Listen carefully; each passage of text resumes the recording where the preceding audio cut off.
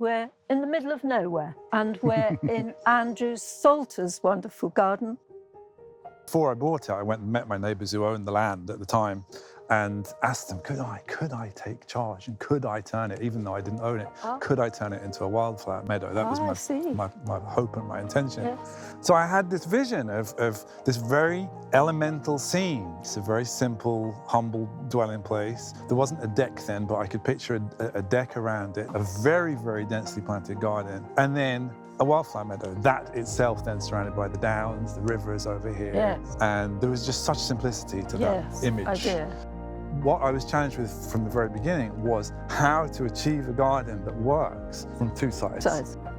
I really fell in love with gardens on trips to Japan, and Japanese gardens are at least a third or 40%, 45% evergreen conifers, mostly pines, cryptomeria, and so on. And that's what gives them their structure. They use very few species, but every tree has its own character. Yes, absolutely.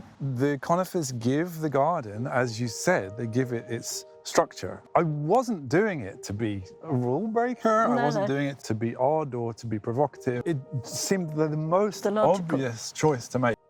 So from here, you get a slightly elevated view of the plant. This was very much inspired by the temple gardens of Kyoto, where there's, generally speaking, there's a temple at the center.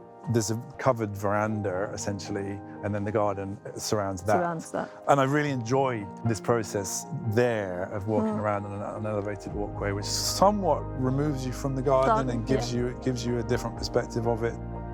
Do lots of seed planting.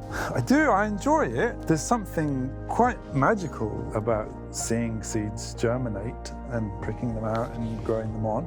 Obviously, it's a quick and fairly cheap way of bulking up plants, and I really like in winter when I'm doing the re-edit. You're splitting plants, and also you're taking away, with many of them, you're removing their vigor for the year ahead. And so you end up with lots of empty patches into which you really want to put something. And so having a lineup of short-lived, colourful annuals, there's a lot to plug gaps. So every winter is a process of editing. The conifers, of course, stay in place.